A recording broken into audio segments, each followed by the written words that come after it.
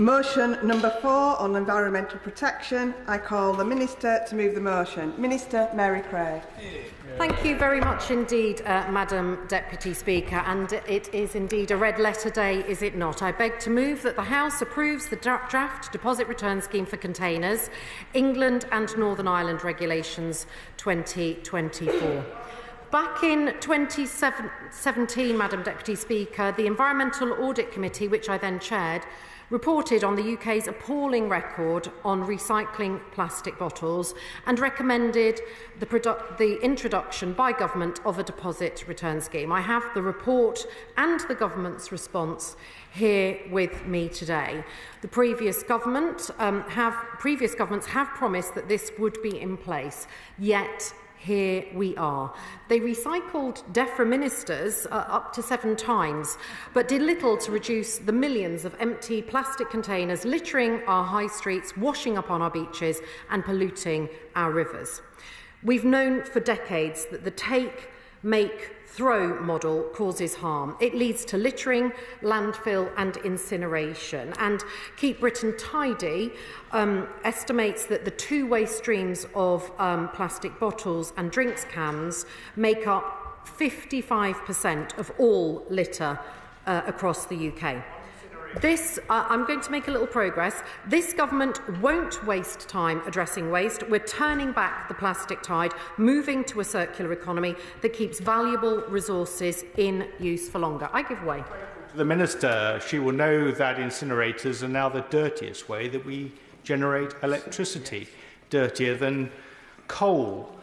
Further to her department's advice note in December, 30th of December, what will she now do to place a moratorium on the construction of new waste burners and thus bring us into line with more enlightened administrations, in this respect at least, in Wales and Scotland? We have announced, he is right that we made an announcement on that, and we will be bringing forward further guidance and working with local authorities as they examine what is before them. So there will be more to say on that at a later date. But moving back to deposit return and getting money back on bottles and cans, they're a well-established method to keep these resources in use for longer. Many of us Gen X MPs will remember doing this in our school days. Over 50 countries run money-back bottle schemes, creating incentives to return drinks containers for reuse or recycling. Germany had a 98% return rate last year in their deposit return scheme, the highest in Europe. I met with the Irish Minister, Oisin Smith, just last week, and their deposit return scheme was only introduced in February 2024, and they are already achieving a 90% return rate. The UK is way behind, with collection rates ranging between 71 to 76% for plastic bottles and metal cans. We can, we must, we will do better. I give way. Minister, for the introduction.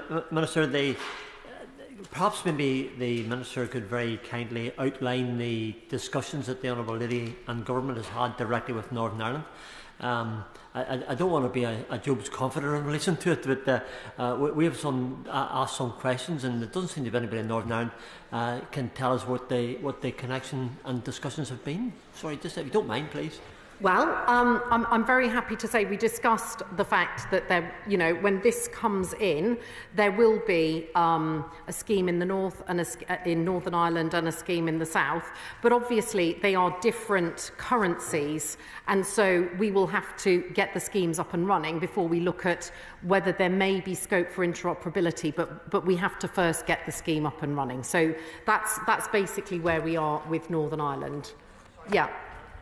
I'm not trying to be awkward, it's never my form, but can the Minister perhaps indicate which government minister and department that government has spoken to in relation to this system, and how we in Northern Ireland can have an input into this process rather than just from here? Well, I have, as I say, I was talking last week to Oisin Smith, who is the outgoing minister in the Republic of Ireland. But we have been in discussion with officials over the last several years, and I met, well, the previous government who are here today have been in discussion with DAERA officials, and we have met. I met with the Minister for a general introduction before Christmas. I hope that's. I'll make some progress, and I'll perhaps come back to him later in my speech. So Slovakia. Yes, I'll give way. I'm grateful to my right-hand friend. I commend the work that she did as chair of the Environmental Audit Select Committee on this subject.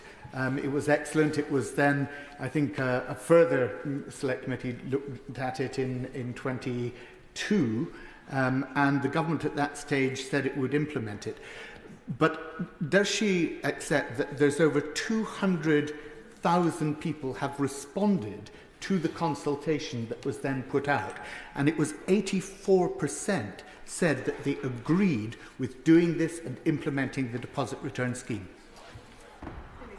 I thank my honourable friend for that point. This is a move that has overwhelming support from the general public, who are sick to death and fed up of seeing their streets and their rivers blighted by litter. We know that Slovakia implemented a scheme in 2022. It now has a 92% return rate, right up with countries who have had schemes for decades. And we know we can do the same in the UK. Just look at how behaviour has changed with the introduction for charges for carrier bags in shop, which led to a rapid change in people's habits. Imagine where we would be, Madam Deputy Speaker, if the previous government had focused on recycling plastic bottles rather than smuggling champagne bottles into suitcases in Downing Street.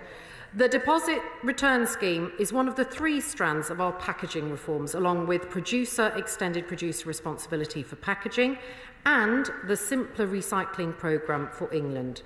Together, we estimate the packaging reforms will support 21,000 new green jobs in our nations and regions and stimulate more than £10 billion of investment in recycling capability over the next decade. And the Countryside charity estimates that the deposit return scheme will deliver 4,000 of those new jobs. The reforms are also estimated to deliver carbon savings of over 46 million tonnes of carbon dioxide equivalent by 2035, valued at more than £10 billion in carbon benefits. The deposit return scheme will end the epidemic of litter on our streets and restore pride in our communities. It will improve the countryside, preserve our wildlife, protect our beaches and marine environment. And I've spoken to several fantastic organisations who are part of this huge campaign that my colleague, friend for Brent Central has mentioned, including the Marine Conservation Society, the Aylesbury Wombles, and in my own constituency, Destination Ball Hill. So many people spending so many volunteer hours dealing with this pollution problem and doing their best to keep their areas looking nice. And the brilliant charity Keep Britain Tidy estimate that littered drinks bottles and cans along our roadsides are killing millions of our native mammals every year. If we drive along the motorway, along the M1, we see buzzards and birds of prey circling, and that is because our national highways have become nature corridors, and it's very important habitat for rare and much-loved small mammals such as shrews, bank voles and wood mice, and we're finding more and more of them becoming trapped in plastic bottles carelessly discarded along our highways. We must act to protect these precious creatures. We want less Mr. Toad and more Moley. A deposit return scheme under... I give way. I thank the Minister for giving way. I want to warmly welcome the deposit return scheme and only say that it would have been fantastic if it had been delivered many years ago, as had originally been promised. On the wider issue of litter affecting our constituencies, will she say more about how this measure fits into the work that the government is doing to, for want of a better phrase, get tough on litter and tough on the causes of litter? I thank my honourable friend for that reply, and we are looking at what further reforms we can bring in to tackle the rogue waste collectors. The carrier, broker and dealers regime is not fit for purpose. I've asked officials to look at what we can do to strengthen that and to avoid the sort of casual criminality that we saw just yesterday in the constituency of Lichfield, where waste from a construction site was abandoned in the middle of a country lane, trapping 9 households literally in their houses, unable to leave. I understand the Environment Agency has been in touch and the Council is working to clear that blockage, but it is clear that with this government the era of talking is over, the era of action is upon us, and there will be nowhere for these waste criminals to hide. And just on the deposit return scheme, I think it's really important that we say this is about keeping a more resource resilient economy and not being reliant on materials brought in from overseas. So this scheme under this instrument is consistent with the polluter pays principle. Giving money back for bottles and cans provides an incentive for people to do the right thing. It places obligations on drinks producers, not consumers, to ensure that containers are collected and recycled. And we've set an ambitious target to collect 90% of in-scope containers by the 3rd year of the scheme. And I'm confident the public are with us. We know people hate litter in their parks, their countryside and on their streets. And as with plastic bag charges, once this is the norm, people will just get on with it. Small changes individually will deliver huge national benefits.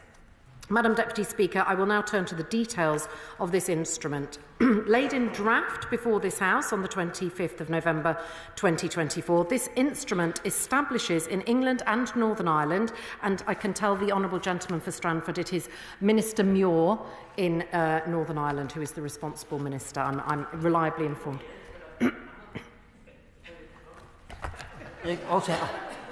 I know it's Minister Muir, because he's the Minister responsible, but my understanding, Madam Deputy Speaker, I respect the Minister greatly. But honestly, what discussions has Minister Muir had with the department? Because I understand there's been enough. And it's okay talking to Irish, or whatever you call her, from down south, but she's not responsible for Northern Ireland. It's us in Northern Ireland, and the DAERA Minister is. So honestly, if you can perhaps get one of the civil servants to G them up a bit and tell us what's happening.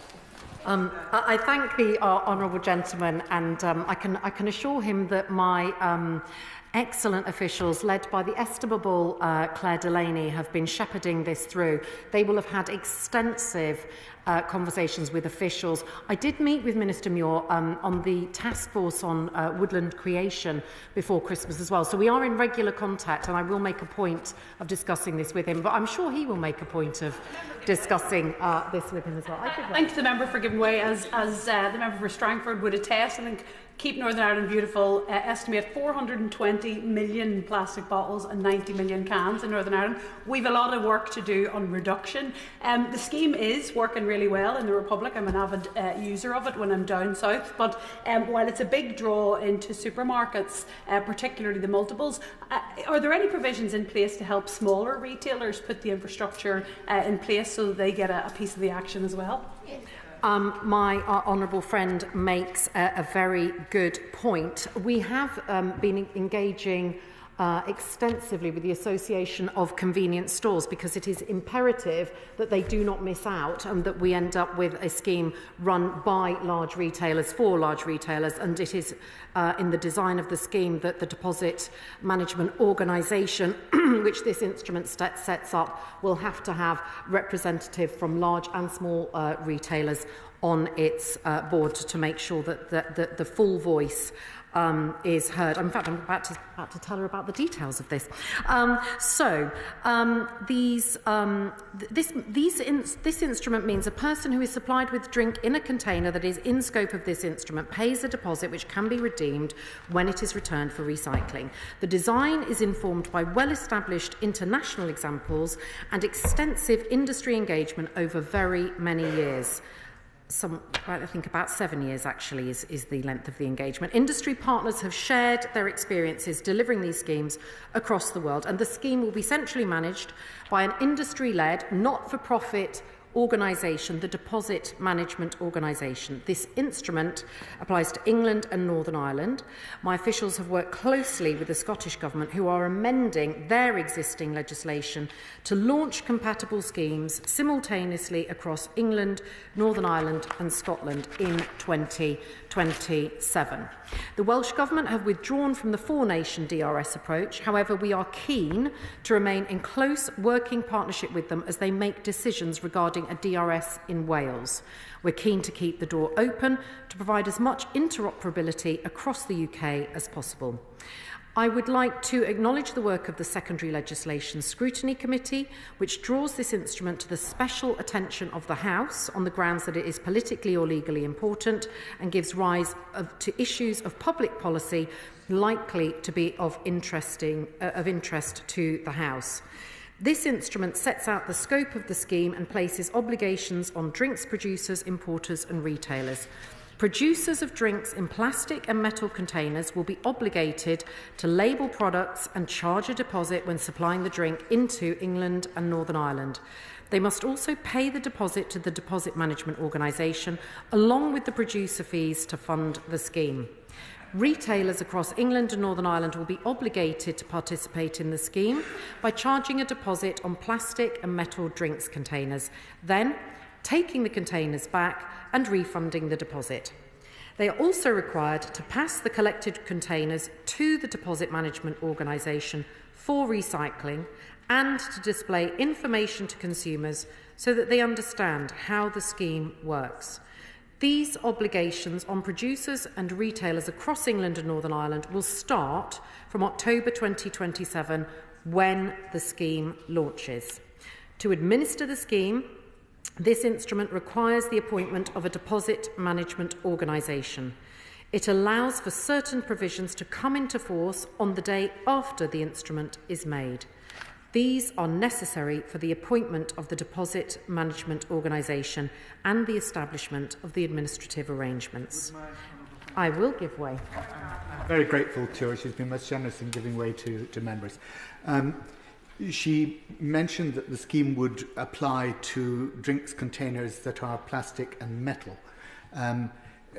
What discussions has she had, or what information has her official gathered about the potential for manufacturers switching their containers to glass and the impact that that might have in terms of use of resource and climate change?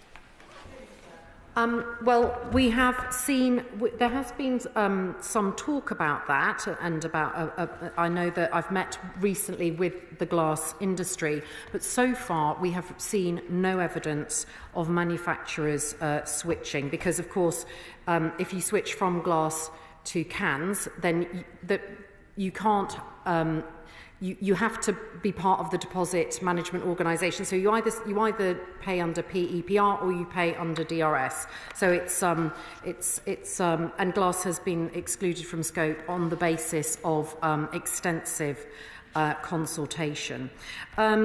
Just to come back to the DMO, it will be appointed in April 2025. It will be obligated to meet collection targets, to pay return point operators for collecting the containers, recycle the collected containers and pay national enforcement authorities. This instrument provides powers for the Deposit Management Organisation to set deposit levels, prescribe labelling, interact with other schemes, set producer fees, calculate handling fees for return points and exempt some retailers from hosting a return point. Under the polluter pays principle, it is the responsibility of businesses to bear the costs of managing the packaging they place on the market. Through specific return point exemptions based on store size, proximity to another return point and suitable premises grounds, This instrument also protects small businesses across England and Northern Ireland, which we recognise are vital to our high streets and communities. And can I just say to the honourable gentleman, I've had further information has come to light since his question. I am in contact with Minister Muir as we progress, but Northern Ireland have given DEFRA responsibility for delivering the scheme. So this statutory instrument has Northern Ireland's consent. I hope that answers his question. Finally, this instrument makes provision for monitoring and enforcement activities by the Environment Agency and by local authority trading standards officers to ensure obligated businesses and the deposit management organisation are compliant. In conclusion, Madam Deputy Speaker, this deposit return scheme will improve recycling rates, provide better quality material for recycling. By giving people money back, we transform... Was that a giveaway? Oh, I do give way, yes. Sorry, I was being quiet and shy, Madam Deputy Speaker, as I'm well known in this place. The Minister rightly points out that some of this will now fall to trading standards and local authorities. Is she able to give an assessment or an undertaking to the House that, with that new responsibility, there may be some element of new burden funding to local authorities so that they are properly resourced to undertake the enforcement of this vitally important protection? Local authorities have been given new burdens funding to prepare for the simpler recycling reforms, but I will take his question back and I'll endeavour to get an answer to him, hopefully by the end of this debate, but who knows, it could come sooner. Madam Deputy Speaker, this DRS will improve rates and by giving people money back on their bottles, we transform their plastic and metals drinks containers from a waste stream to a resource stream. It will make a positive difference to every single street where we live. Nobody wants to see plastic and cans littering our beaches, rivers and seas, our roads and our parks. With this scheme, we will have less litter, less landfill, less harm to our precious wildlife, which is under such pressure, and we really will begin to turn back the plastic tide. I beg to move. The question is as on the order paper. I call Shadow Minister Andrew Griffith. Thank you, Madam Deputy Speaker, and I'm grateful to the honourable member for Coventry East for setting out the government's position on this matter. In the first instance, I'd like to place on record the substantial achievements of the last Conservative government on recycling. Well, they don't like the facts, but let me give them some. In 2010, 25,000 tonnes of waste was sent to landfill. By 2022, the last year for which figures are available, that was just 13,000 tonnes. That is a reduction of almost half. It was the Conservatives who introduced new, straightforward and simpler, they'll welcome simpler guidance on recycling by creating standardised rules for what can be recycled, which is what delivered that substantial achievement. Madam Deputy Speaker, some love to talk while others quietly act and get on with the job. Looking at my own constituency, in 2023, Conservative-run West Sussex County Council delivered a recycling rate of 53%. For the same period, the Green and Labour-led Brighton and Hove Council, just next door, delivered a rate of only 30%. Who would have thought that socialists would struggle to clean up their own mess? Thanks to Conservatives, local authorities are now required to collect a consistent set of recyclable waste and are obligated to make sure that frequent collections occur, underpinning a new recycling economy. And let us be clear, it's Labour-run local authorities who deliver the lowest levels of recycling in this country. So they could fix this without having to come to this place and pass legislation. Now, I'll make a bit of progress and then I'll give way.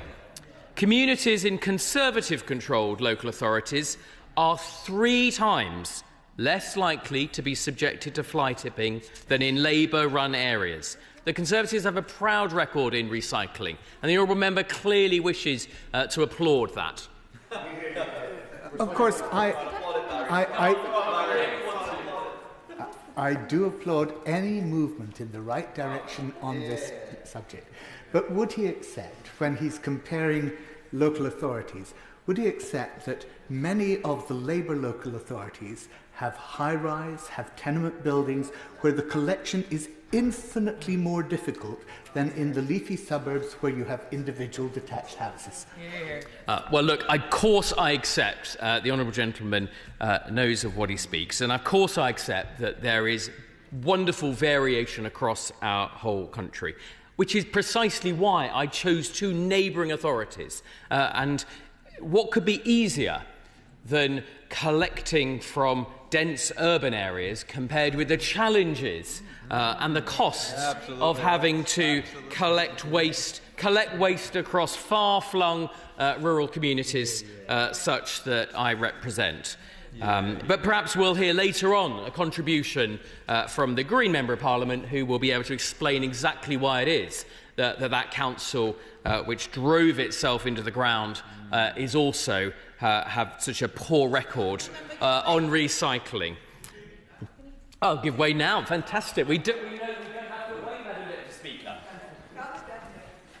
Thank you, Madam Deputy Speaker. As the MP for Bristol Central, I can't speak directly on behalf of councillors for Brighton and Hove, other than to point out that my understanding is that their hands were tied by a deal that was agreed by the previous Labour administration, unfortunately. Madam Deputy Speaker, I hate to intrude on socialist grief, but let me move on. Look, Madam Deputy Speaker, when business leaders make decisions, they only do so when they've considered the context of all external factors. And it's therefore important, I hope the opposition would agree, the government would agree, that when we consider today's statutory instrument, we do so in the context of the current headwinds faced by British business. Right now, businesses across the land are working through the tough choices that they will have to make to keep their businesses viable in the face of this government's job-killing, investment-crushing, growth-destroying budget. Choices that this government made. It is this government that chose to place enormous burdens on business with its new tax on jobs. It's this government that chose to halve business rates relief for retail and hospitality. It's this government which is choosing to push through its employment rights bill, which will increase unemployment, in fact we saw that today, and prevent young people from ever getting their first chance of a job. Business confidence has been knocked down and jobs are at risk. And it's no surprise when we consider that not a single person sat around the cabinet table has real experience of running a business. No sectors have been hit harder than retail and hospitality. The British Retail Consortium have said how Labour's budget will increase inflation, slow pay growth, cause shop closures, the very shops that would be seeking to have to participate in this scheme, and reduce jobs. The CBI have said that retail businesses have gone into crisis containment. The Institute of Directors found that economic confidence has fallen for a fourth month running. Something those 4 months have in common. Anyone remember? The number of businesses closing has increased by 64% since the budget. That's the shocking reality. That's the context in which the government seek to bring forward today's statutory instrument, putting more burdens, more cost on business. Would my happily. Very grateful to my honourable friend. Would you agree with me that if the government's really serious about reduce, reuse, recycle, it would be putting a moratorium on the construction of new waste incinerators, as we inserted into our manifesto in July? So had we had a Conservative government now, there would be no more waste incinerators, including in Westbury, my constituency, and of course we would be matching what the Welsh and Scots have already done. Well, my honourable friend makes a very important point, and I hope the government is listening to precisely that. That's a measure that wouldn't cost the economy anything, unlike the measure which in the government's own impact assessment will cost the economy. In fact, it will cost the economy £288 million as a net cost imposed on business every year. That's a £2.7 billion indirect cost over the 10-year appraisal period. That would be another unsustainable cost heaped onto business, which would be an unwelcome addition to the growing headwinds on enterprise that this government has created. And it's worth considering the impact on consumers.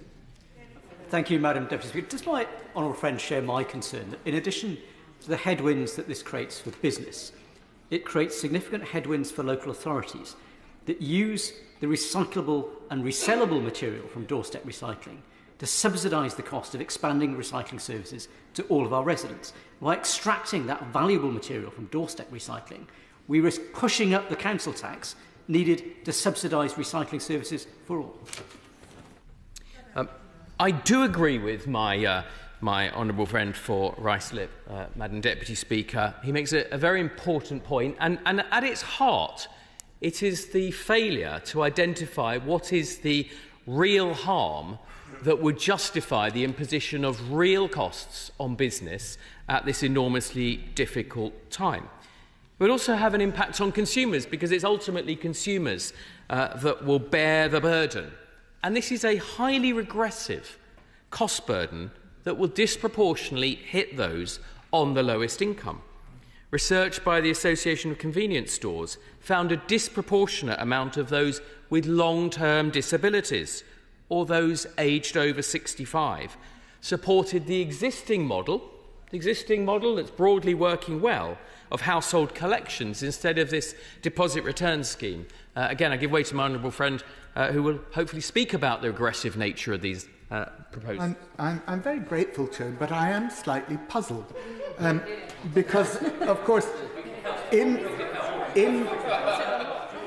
the Conservative government's response to the previous EFRA Select Committee report, they did commit to put these measures in place by 2025. So why has his party changed their minds so dramatically? And given that it appears that he would reject these measures, how does he propose to achieve Section 21 of the Environment Act, which his government put forward, and I commend them for doing so, which is supposed to reduce the number of kilograms of resource waste per person, per capita, by half, from 577 to 287 kilograms per person of residual waste? Yeah. Well, when the facts change, we change our mind. The Conservative Party is under new leadership, and we will be unafraid to speak up for those that are those in the economy who are creating the growth that we so desperately need. And I'm very happy, if the honourable member would like me to go through once again the impact of Labour's budget on business, that growth-destroying, jobs-killing, economy-sapping budget. I'm very happy to go through that all night long, but I'll make some progress. This is a highly regressive cost.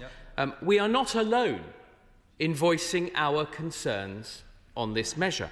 Industry bodies, including the Association of Convenience Stores, the UK Hospitality, British Soft Drinks Association, have all raised objections to the cost of the scheme and the implementation of it. But not just business. The Scottish Government has also raised substantial concerns. And more tellingly, the Secretary of State's Labour colleagues in Wales have announced that they will pursue their own separate scheme. How astonishing. Nice to see two Labour-led governments working so very well together. I wasn't entirely clear what the situation was in respect of Northern Ireland, notwithstanding the Minister's attempt to clarify that.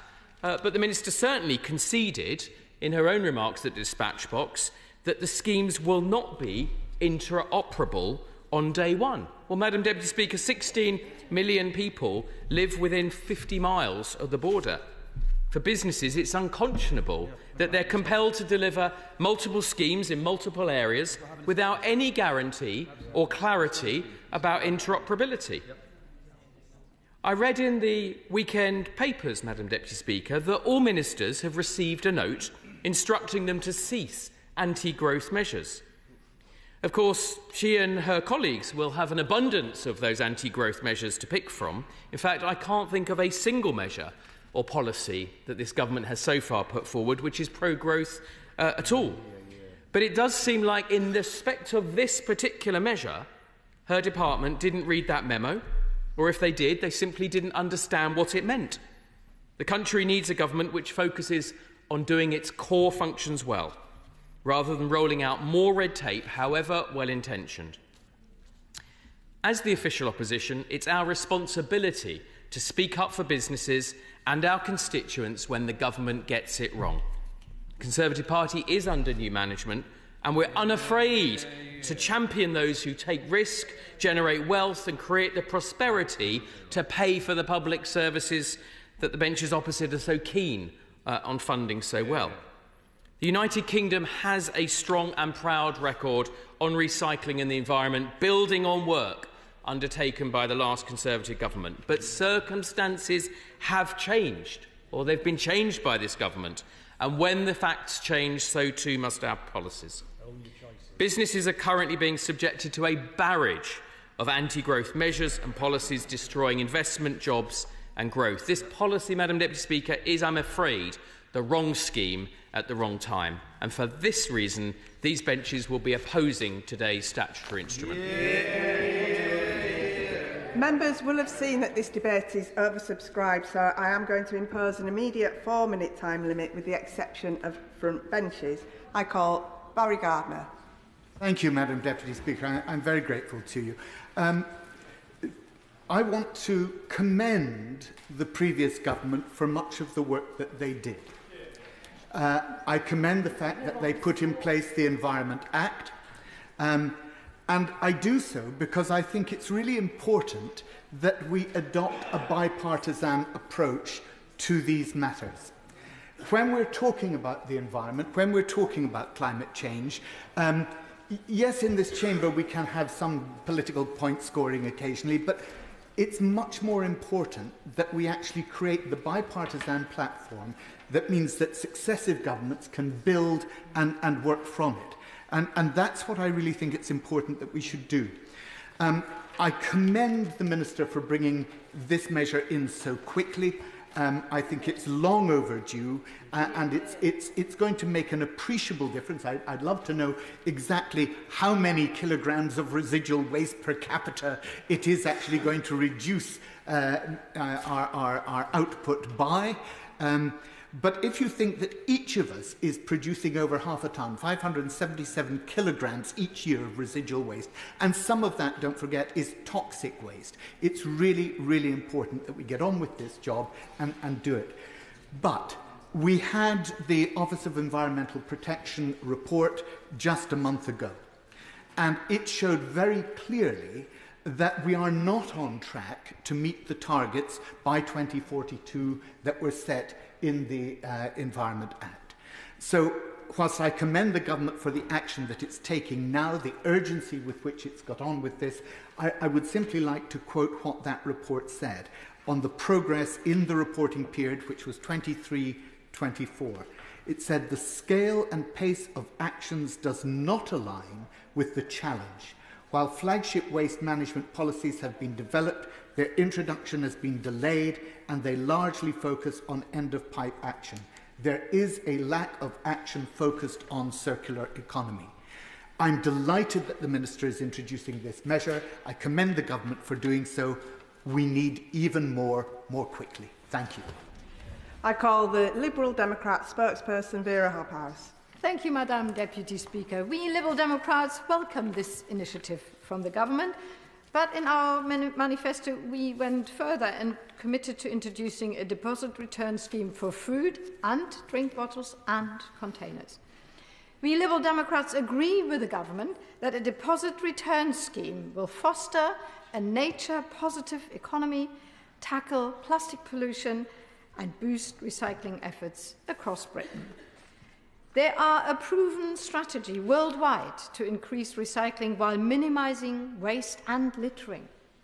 They support our environmental goals while providing an income stream which will protect our public funds. Madam Deputy Speaker, I have some concerns over its implementation. The Environment Agency is currently underfunded and struggling to meet its regulatory obligations, particularly regarding water quality.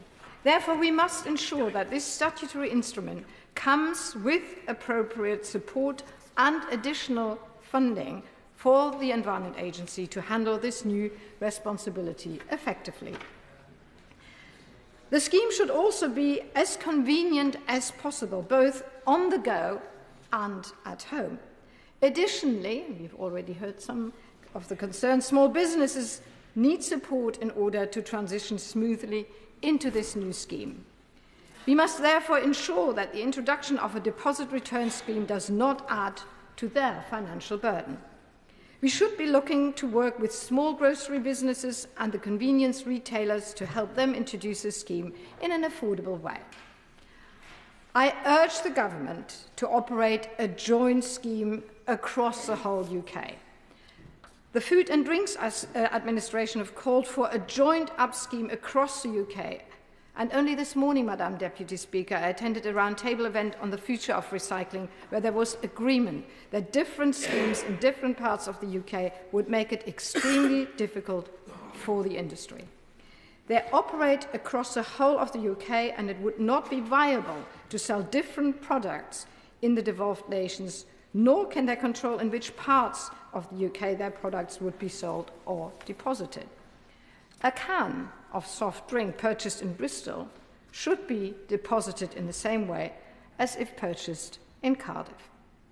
One single UK scheme aligned in scope, fees, processes and labelling is essential to minimise costs and prevent confusion. And on that point, Madam Deputy Speaker, it is important that we learn the lessons of the Scottish Deposit Return Scheme.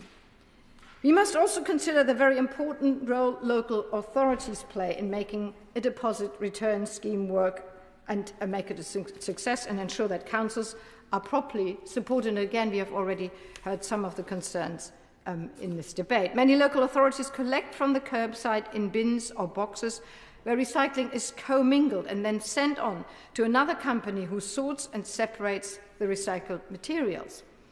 The cost to local authorities for this service depends on whether items can be recycled for a profit by these companies. If the company can make a profit off the items that people recycle, the councils will be charged less. And some councils now worry that dry and mixed recycling will become less valuable if cans are included in a deposit return scheme, which in turn will lead to higher costs for local authorities who are already very stretched with their resources.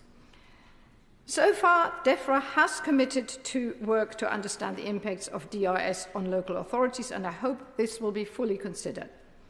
Madam Deputy Speaker, we Liberal Democrats welcome the introduction of the deposit return scheme. We have some reservations about its implementation, but it is a positive step towards a more sustainable and green future. Thank you.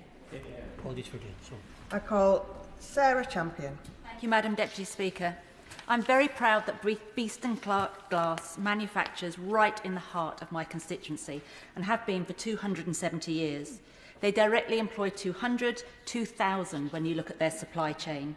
Glass can be cycled almost infinitely. Currently, almost 74% of glass is recycled, and 80% of that comes from curbside collections.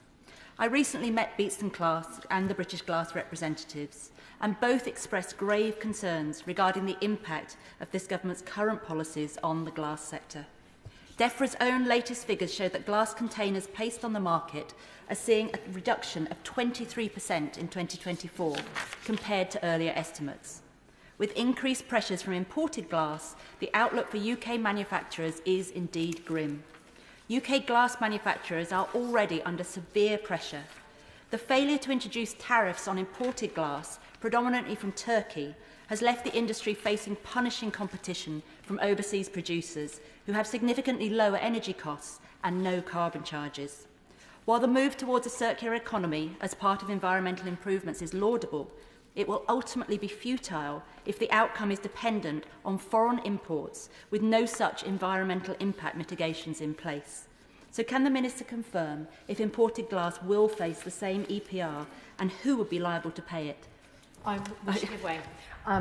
So thank you, Madam Deputy Speaker. She has raised this with me prior to the debate, and I have checked with my officials, and I'm happy to confirm that the person who places the product on the market from wherever in the world it comes, whether it's made in the UK or purchased from abroad, will be responsible for paying these fees on glass bottles, on EPR fees. Yeah. I rise happier than when I sat down. Thank you very, very much to the Minister for that.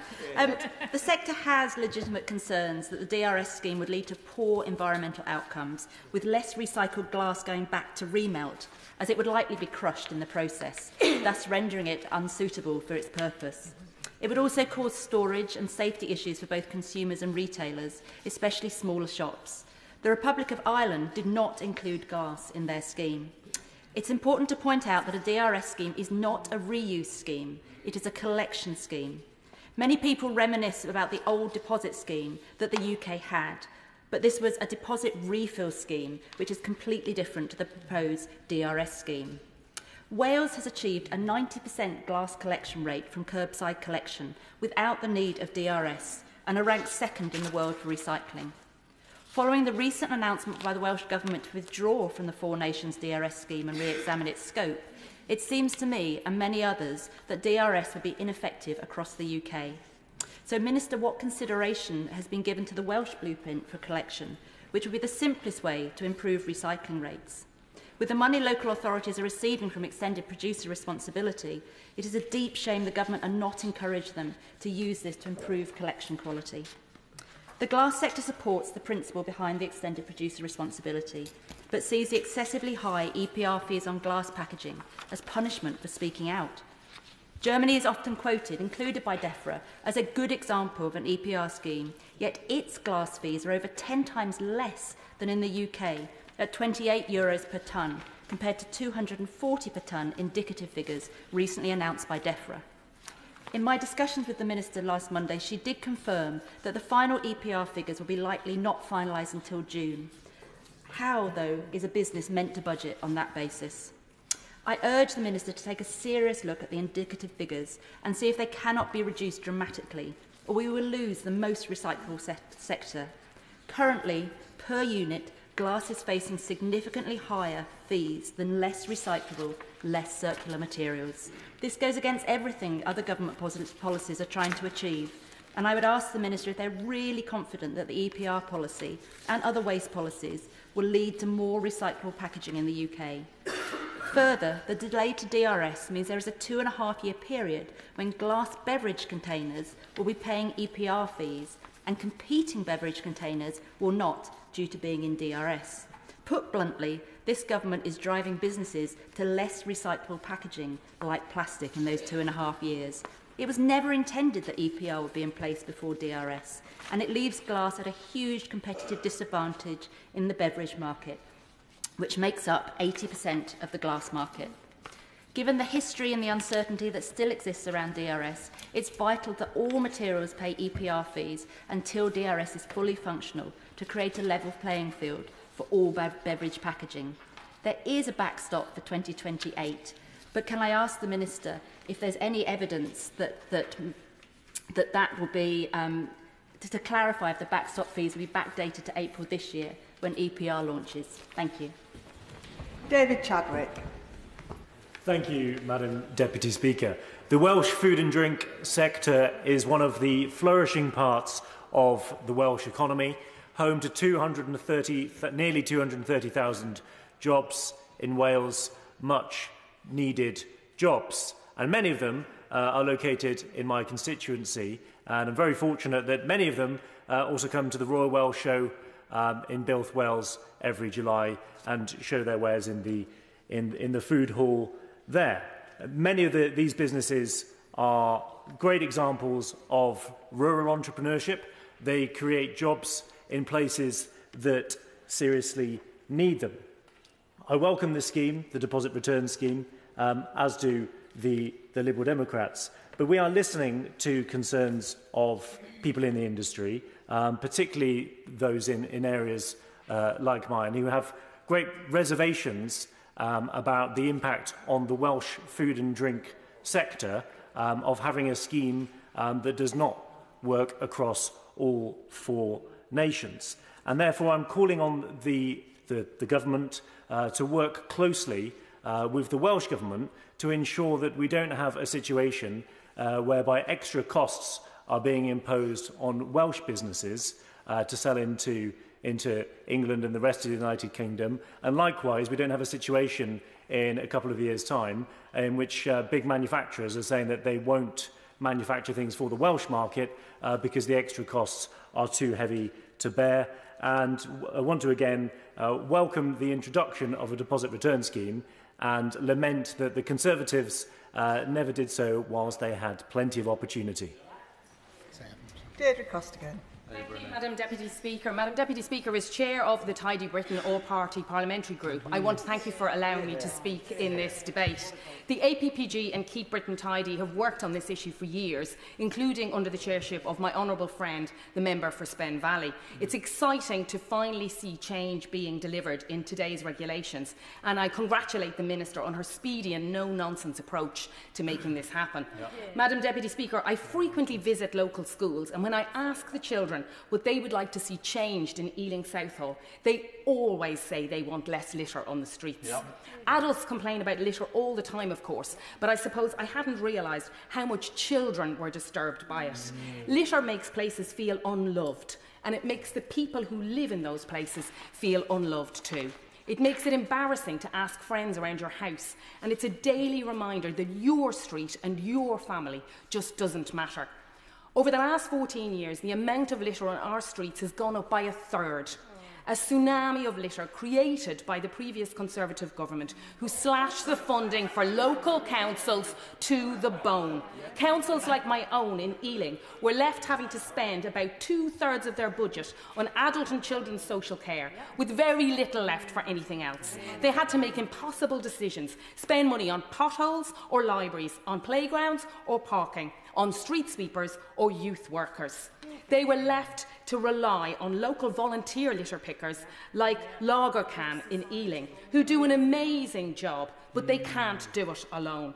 So it's great this new Labour government has increased funding for local councils, and I'm confident the Chancellor's spending review in the spring will allow councils to plan services better. But let's be honest, it's a total waste of money picking up litter after people. It's money that could be much better spent on more playgrounds or youth clubs. The real solution is to stop the litter in the first place. So what if people were rewarded for recycling their litter instead of dropping it on the street? What if they got money back? Well, that's exactly what this Labour government is doing today. We're making recycling pay. These new rules will mean shops across the country will now be fitted out with reverse vending machines where you can bring your used plastic bottles and cans and get your money back. I've tried out the machines in the shops beside my mum's house in Ireland, and it's simple and it's easy to use. You feed your empties in and you get your voucher for your money back. Since being introduced in Ireland in February last year, it's already increased recycling and reduced litter on the streets. Right now, bins in streets, parks and beaches up and down the UK are chock full of empty plastic bottles and cans. Think what a difference it would make if they all went back to the shop instead. We'd end the problem of overflowing bins on the high street forever. In Ealing, a massive 41% of all reported fly tips are black sack fly tips containing household waste like empty plastic bottles and cans. So making recycling pay would also reduce fly tipping. The previous government knew this made sense as long ago as 2017, but they dithered and they delayed, fought amongst themselves, and today we see a total U-turn. They're actually fighting against their own policy. Again, they've proved they're on the side of the vested interests, the polluters and the litter bugs. Two schools from my constituency came to see me this week. They said this makes sense. They said that this will reduce litter on the streets. Even the children know this is the right thing today. So, Madam Deputy Speaker, today we're ending the Conservative record of dither and delay and of deplorable refusal to do anything about so many communities feeling neglected and uncared for. The only way to get rid of litter on our streets is to stop people dropping it in the first place. This new plan to make recycling pay will help clean up our streets and parks, our rivers and beaches, and put money back in people's pockets. Jim Shannon. Thank you, Madam Deputy Speaker. Can I, first of all, just say none of us are against the idea of recycling, reusing, and it's very important that we have a plan in action to do that. But my concern today, in light of what has happened, and also in the questions that I've asked in relation to back home, is that the scheme has been brought forward, and the scheme has been brought forward in a way where we don't really know exactly what Northern Ireland's input into this process is, because it seems that there isn't any. But the idea of a deposit return scheme, it's not a new idea. As a child, which wasn't yesterday, of course, the main man, that was a fizzy drinks man, he brought the drinks to your door, and my parents were absolutely, especially displeased to the extreme. If us young children smashed the bottles, in which case then the recycling and the money came back, we were in trouble, and we understood that. But that scheme worked, and I think it's a scheme we would like to see. But we need to be reusing the system, and we can only do that in cooperation and a buy-in from the general public. I also am minded of my local church, and indeed not just my local church, but other churches, raising funds to run their campaigner clan and their missionary projects. And they've asked their congregation and kids to bring in the drinks cans, what they've did, and they did it industriously. They hoovered the roads to make sure that they were all lifted, and then they were crushed and brought up to the Bryson scheme in Belfast for the recycling scheme for cash, and money was then raised to send to the missionaries in Swaziland and for the campaigners' clan equipment. And whilst it was designed for a set period, the church is continuing to do this. There are many schemes in Northern Ireland which we feel are appropriate.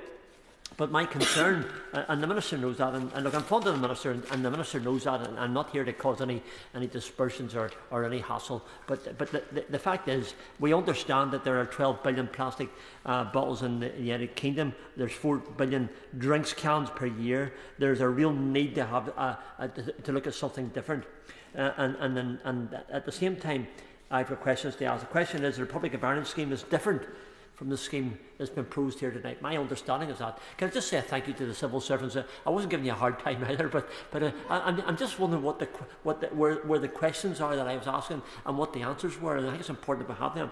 So we need to know what the Republic of Ireland scheme, which is different, I understand, but what has been proposed here. How can, and I use a biblical term, how can oil and water mix and do any good either for the water to drink or for the oil to put in your car? The point I'm making is, if we have two different schemes in the Republic of Ireland and Northern Ireland, and they're completely different and their goals are different, then we need to ensure that the matters are looked at in a sensible way.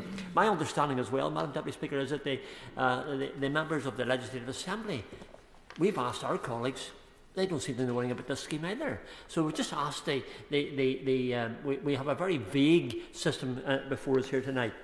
And I know that at the end of the day that we're all committed to try and do something better and different. I know that we take our bottles to the bottle bank every week. The council collect, we take our plastics and our papers through the blue bin system, and we wholeheartedly support that. But I must just ask this question. While the Minister has brought forward a scheme, there must be something very, very wrong whenever it seems that the MLAs of the Northern Ireland Assembly don't know anything about it. That the DAERA department, which I understand the Minister said has given authority to DEFRA to do it, well, you know something, what a Legislative Assembly member give that go-ahead? Those are the questions I ask. The scheme in principle, we understand the reasons for it, but I have to say that it's so vague and so generalistic, it seems that the input of the Assembly has not been done in the way it should have been. Rodder. Thank you, Madam Deputy Speaker, and it's always a great pleasure to follow the honourable gentleman from Strangford. Could I just wholeheartedly support the Minister and the Government on this important matter? And I want to highlight a few brief points in the time I've got available. To start with, first of all, just highlight and underline the points made by many other members about the importance of tackling litter, tidying up, making communities seem loved, helping to support local residents, but also the very important complementary point about protecting wildlife. Bottles, other packaging are a menace to many small mammals, to fish, to other wildlife, and an eyesore in rivers and the coasts. and they need to be tackled. And so I wholeheartedly welcome this.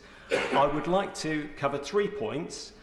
First of all, to just discuss some aspects of the work that's underway to tackle the problem of litter at the moment and how difficult it is, to highlight the growing scale of the challenge of litter, and also to underline the importance of behaviour change, which ultimately is at the heart of the government's policy, and quite rightly so. Madam Deputy Speaker, if I may, I would like to just say a few words of thanks to some of the wonderful volunteers and organisations in my area, as other members have, who are carrying out this admirable work to deal with litter, and many of it's completely unpaid and unrewarded by any sort of in any financial way. But obviously, people get a huge sense of well-being and a great deal of support and understanding in their communities for tackling litter. I'd like to highlight in particular Keep Caversham Tidy, which is a local group that was set up by a group of friends during the pandemic and has absolutely flourished since then. And I had the pleasure of going out to help them, and what I saw illustrates the kind of practical problems that local authorities and voluntary groups face. Clearing up from Christchurch Meadows in Caversham, which is near the River Thames in Reading, you could see a lot of deeply embedded waste, cans, drinks, bottles, which were buried behind park benches or behind logs in a large park, and which could cause damage to wildlife. They were an eyesore, they were a menace to residents using the park, but also ultimately there's a risk of them getting the River Thames, and once waste is in a river, it can then travel out to sea and cause untold damage at sea as well.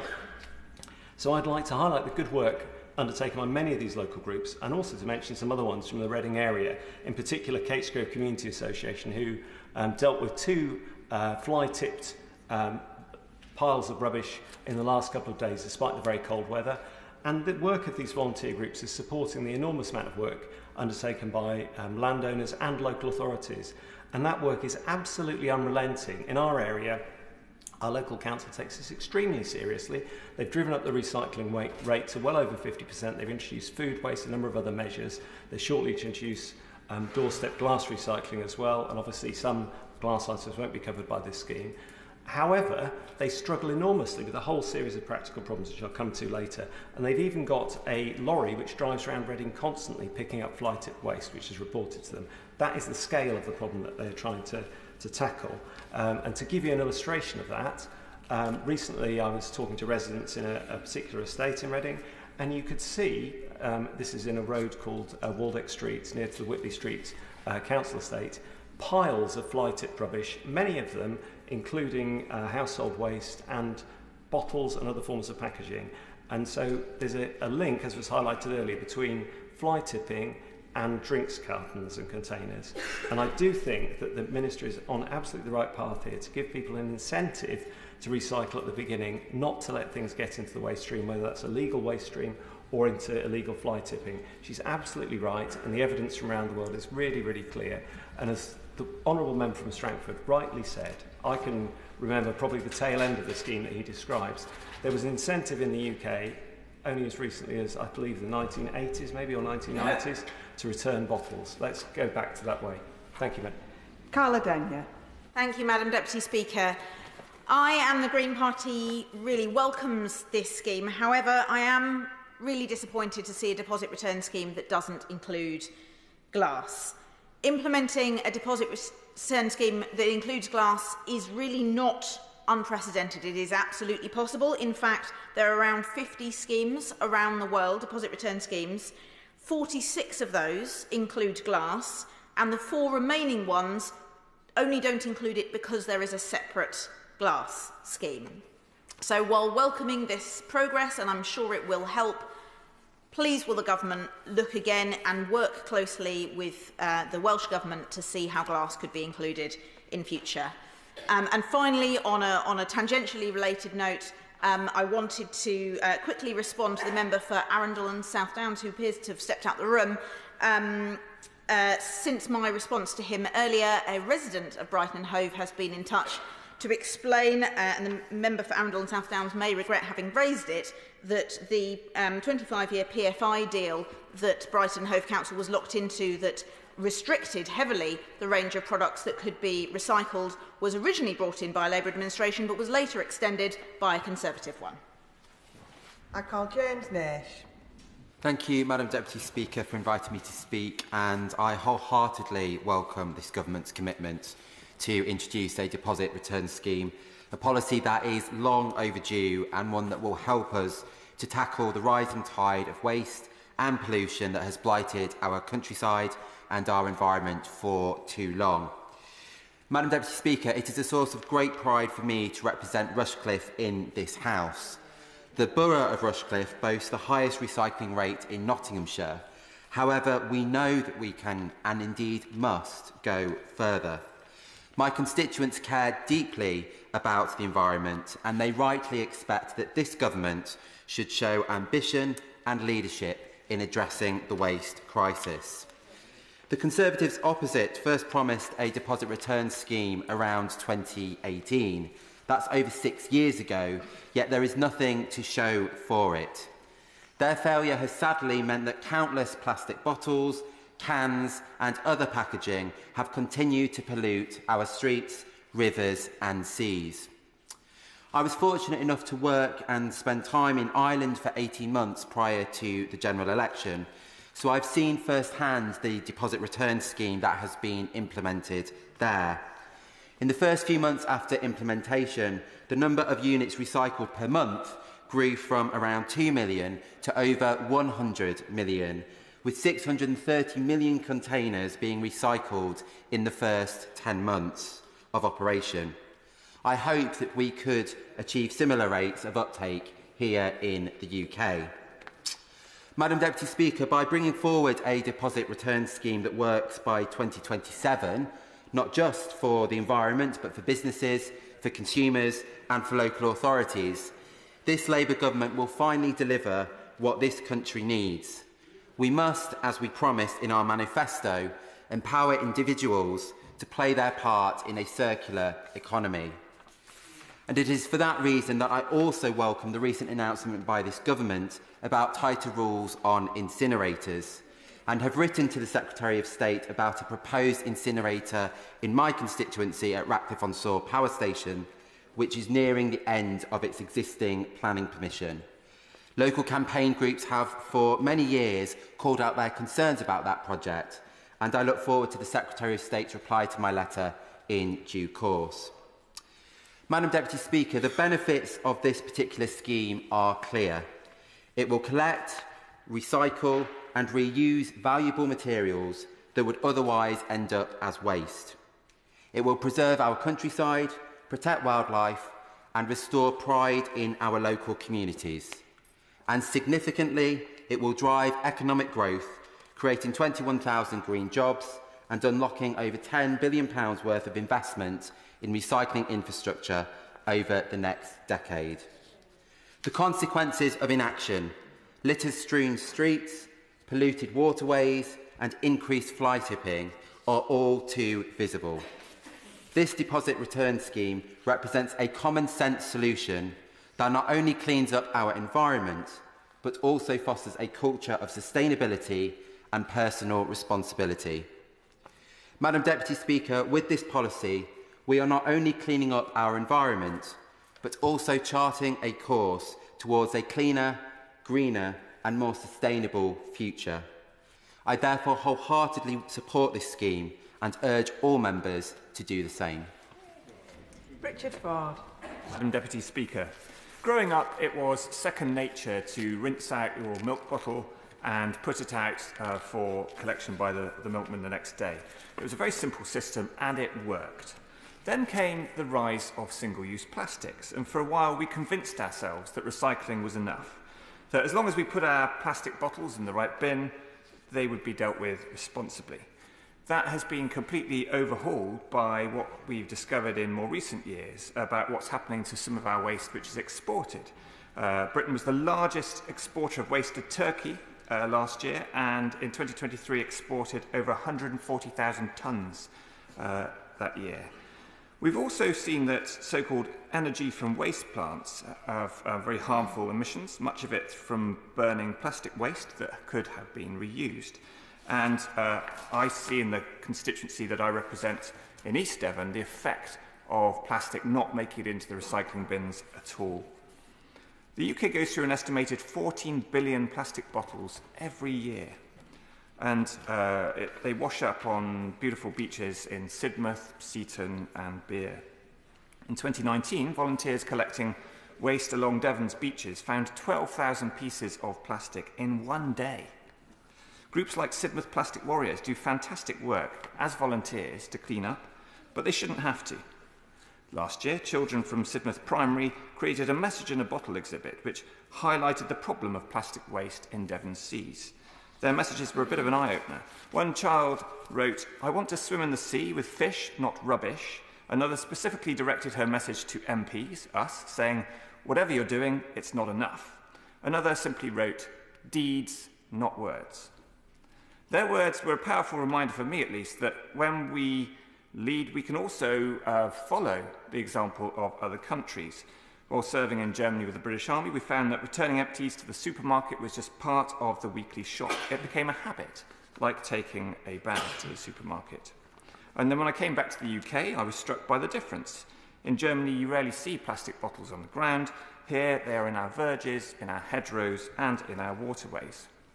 A deposit return scheme will help. By charging a small deposit when a bottle or can is bought and refunding it when it's returned, we are creating an incentive to reuse. Yet, the decision to exclude glass bottles means that we would potentially miss an opportunity. Glass is one of the most polluting forms of litter. It's dangerous to livestock in the countryside. It's dangerous to wildlife. And as we know from Wales and Scotland, there are different schemes that are being looked at which could bring additional costs and challenges of having varying regulatory regimes in our four nations. I thought the Honourable Member for Brent West asked an excellent question about whether the producers might shift from plastic to glass if they didn't have any costs associated with introducing a deposit return scheme. And if that unintended consequence were to happen, then we could actually see heavier goods being transported around and increased carbon emissions. But overall, we need a deposit return scheme. Devon's landscape needs it. Devon's coastline needs it. This time for half measures is over. We need real action, including on glass, across the whole country. Thank you. Amanda Hack. Thank you, Madam Deputy Speaker. I welcome the Minister's commitment to bring forward the deposit return scheme. In my own constituency of North West Leicestershire, we have a dedicated community of volunteer litter pickers who work tirelessly to ensure our environment is free from litter. However, their job is never-ending. A member of the Castle Donington Litter Wombles visited me recently to highlight the litter issue on the laybys of the A453 between Donington Services and East Midlands Gateway. In her correspondence to me, she said, "Wombles have litter picked these laybys numerous times, and we have picked over 1,000 bags in these locations since 2021. But it's a thankless task and extremely disheartening for them to see it full of litter just a few days later. Everyone in this chamber today will have a hard group of dedicated volunteers litter picking their communities, and it's to them we owe a great deal of thanks. We need to act to help them reduce the level of litter locally. But we're facing a growing environmental crisis, and there must be an end in sight. Keep Britain Tidy has found small plastic bottles and non-alcoholic cans make up 43% of all litter. Single-use plastic is polluting our communities. A lot of this plastic never reaches a recycling plant. It's dropped on the floor, put in the wrong bin, and tossed out of the window on a motorway. The Conservative government promised a deposit return scheme for recycling bottles and consistently delayed its introduction. But when this Labour government says we're committed to doing this, cleaning up our streets, parks and oceans and our rivers, we mean it. The deposit return scheme will provide an incentive for people to keep our streets clean and make us all conscious about the plastic we use. In Germany, when they implemented a scheme, a couple of decades ago, they've reported a 98% return rate, showing just the potential that we have here. Meanwhile, in this country, the National Highway Survey last year found that 63% of people had seen somebody else discarding litter out of the window on the roadside of a road or a motorway. This has had a devastating impact on our wildlife, with the RSPCA revealing that received over 10,000 reports of animals found injured, trapped or dead in discarded litter over the last 3 years. Highways and busy roads are far too dangerous for our volunteers to venture. They shouldn't have to. Keeping our environment clean is a collective responsibility. We have to start at the source, and I'm pleased we have a government who is finally taking action and delivering on our environmental commitments. Introducing the deposit rent scheme will be a kickstart to an economic-wide transformation in our relationship with our resources that we use and tackling waste. But it would be useful if the Minister could outline how convenience stores in rural constituencies like mine will play their part and ensure all retailers can get involved in the scheme. I'm grateful to have a government that recognises the need to encourage people to recycle, to reduce their waste and make more sustainable choices that will go a long way towards protecting and preserving our planet for this generation and for those ahead. Alistair Strathern. Deputy Speaker, I really welcome today's bill, which is as important as it is long overdue, and I want to thank my honourable friend the Minister for the zeal she's brought to her role in making sure that after several years of dithering delay over this, we've finally got a bill here in the House of Commons bringing this important measure forward. For far too long, we haven't really grappled as a society with the blights of plastic pollution and litter. And with over 75% of the litter across our high streets made up of the type of drink bottles that we're talking about today, this measure will be a really important way of tackling the issues that we know our communities really care about. Fantastic local groups like Plastic Free Hitchin, Shefford, litter picking associations and other community groups right across my constituency play their part in doing everything they can to keep my community and the countryside right across my constituency clear of litter. But we owe it to them to make sure as a government that we're doing our bit too. Now, back in 2018, when the last government confirmed that it was looking at such an idea, they seemed to support this measure too. So it's a matter of great regret that we stand here so many years later with it not having come forward and not a great deal of support from the opposition benches for it today. Now, that lost time shouldn't just be cause for embarrassment, as we've seen so many other countries stealing a run on this measure and introducing a scheme that's been shown to work in jurisdiction across the country. That vale is quite literally littered all across my countryside, the paths that make my community so special, our rivers, our lakes, our oceans and beaches that we're all so proud of as a country, littered with plastic pollution that could have been tackled had this been put forward so earlier. We know, looking across the world, that where this has been brought forward, there are real benefits to be received. Dramatic increases in returns, 90% and above being quite typical for plastic return schemes like this, but we have just 70% with our curbside collection schemes at the current rate. Making sure that we're doing more to improve circularity, improving collection of virgin plastic so that we've got that high quality supply stream for recyclability that the industry is crying out for, which is why the Food and Drink Federation supports these measures. And making sure that we're tackling littering, addressing the issues that are blighting so many of our communities at the moment. Now, I absolutely understand why, given the need to act at pace that was so lacking under the previous administration, we're focusing on some important quick wins here. But the Minister knows that I would be remiss not to address a wider recycling issue that's a big issue in my community that I've raised with her several times before, and that is the issue of metal recycling.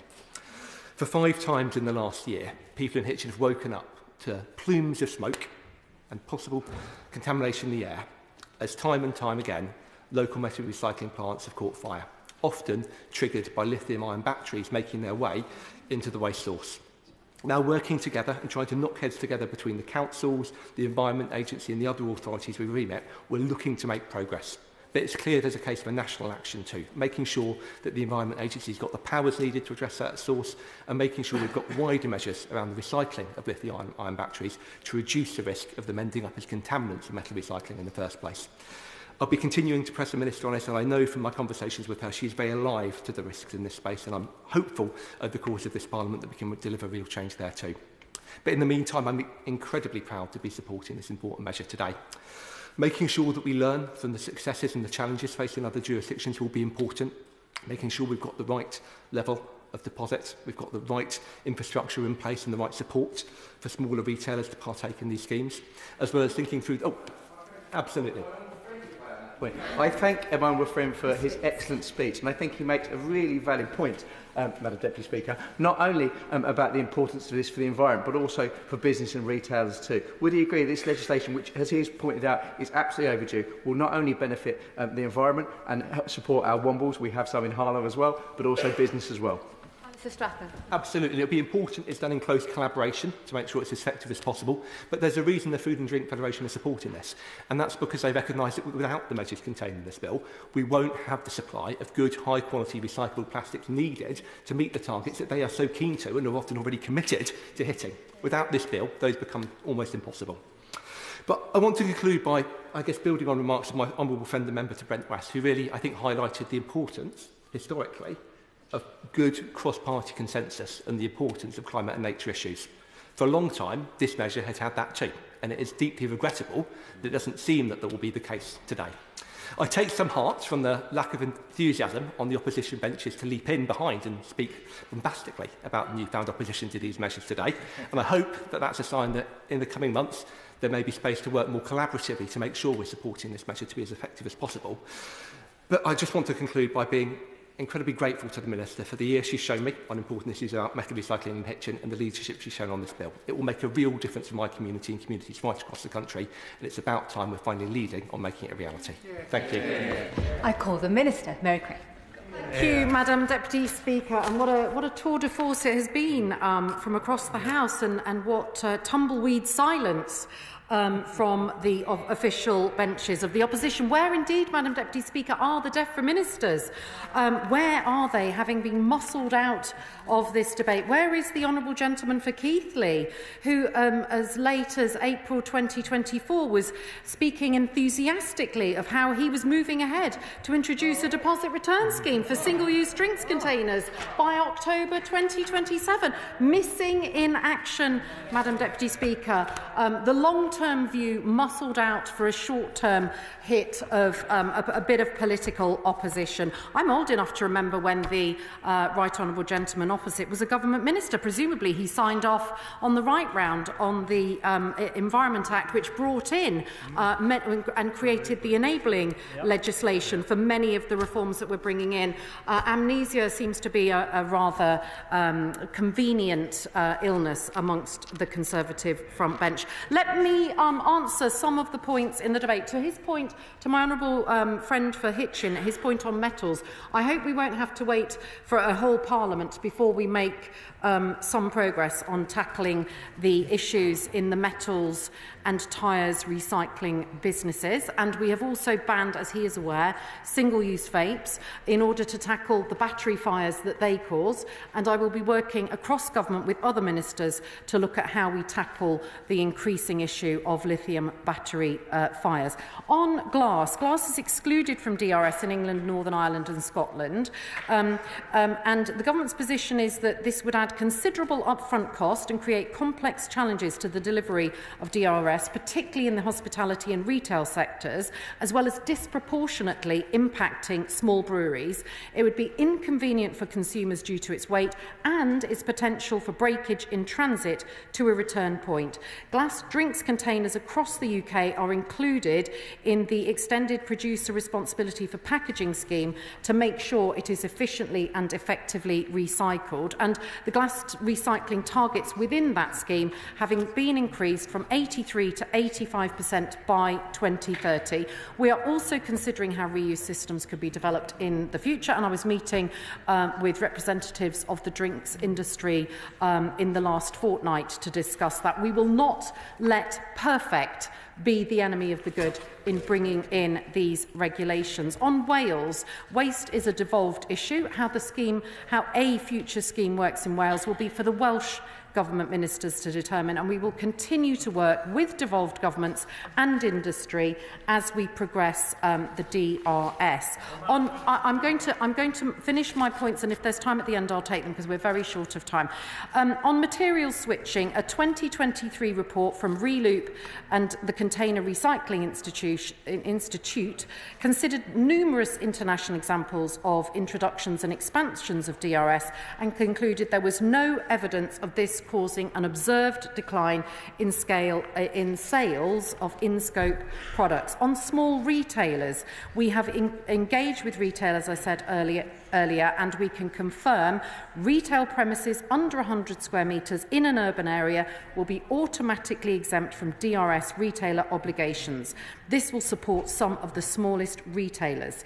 Although those larger than 100 square metres will be required to host a return point, they will be able to determine, with support from the DMO, whether a manual return point or small reverse vending machine would be best for their store style. And evidence from other areas that have introduced this has shown that some very small retailers enjoy hosting the returns and are keen to experience the additional footfall that this brings.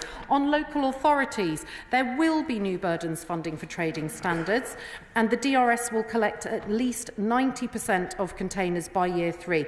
This will have a varying impact on local authorities as they miss out on the sales of materials, but will make savings of around £30 million in terms of having to collect less litter. So I think we will see a positive impact there. On incinerators, the residual waste capacity note that we published on the 30th of December shows that there are certain areas in England where significant volumes of household waste are still sent to landfill, and we also landfill far too much non-household waste.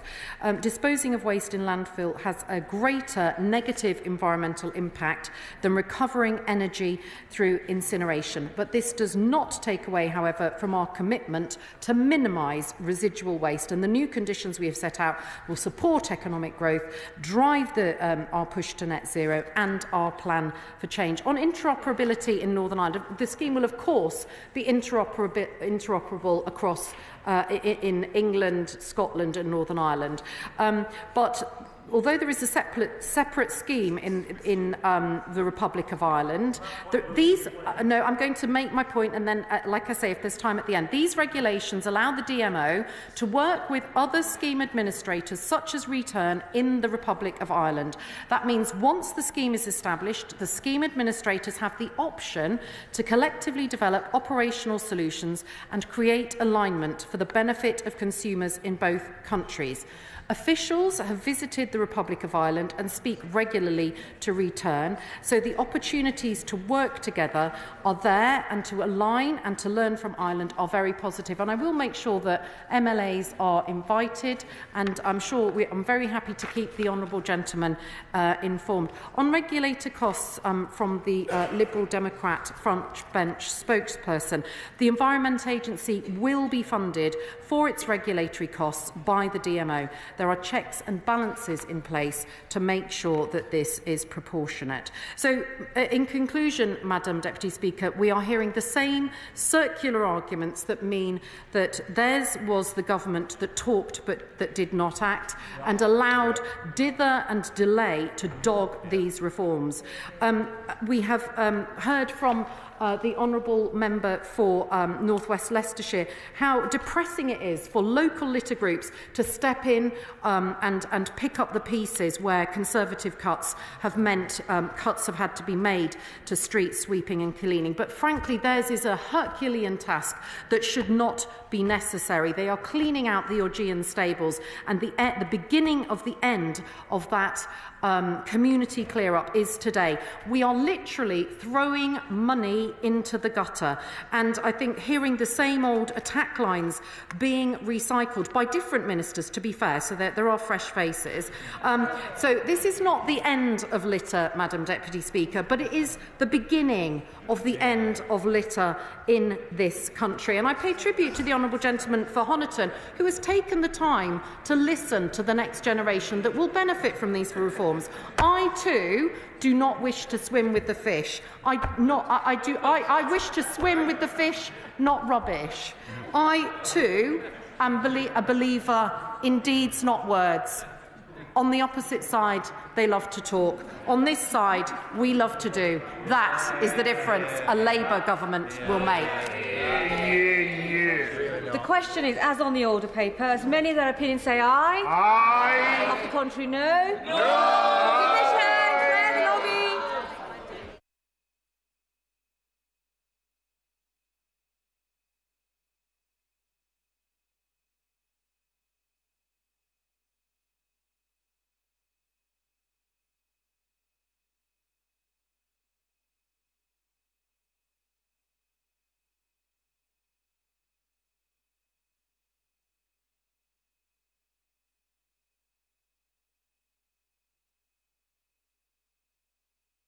As on the order paper, as many in that opinion say aye. Aye. On the contrary, no. No. Tellers for the ayes are Kate Durden and Gerald Jones. Tellers for the noes are Rebecca Smith.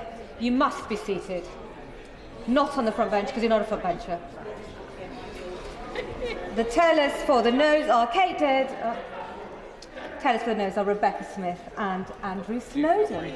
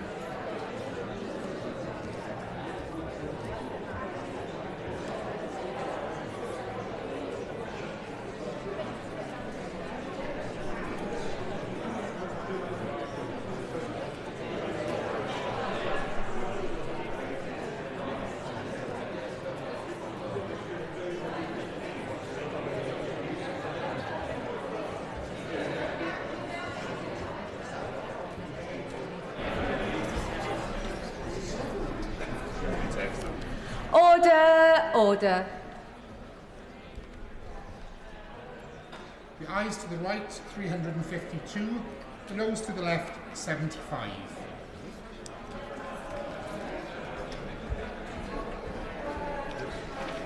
The ayes to the right were 352, the noes to the left were 75. So the ayes have it, Unlock.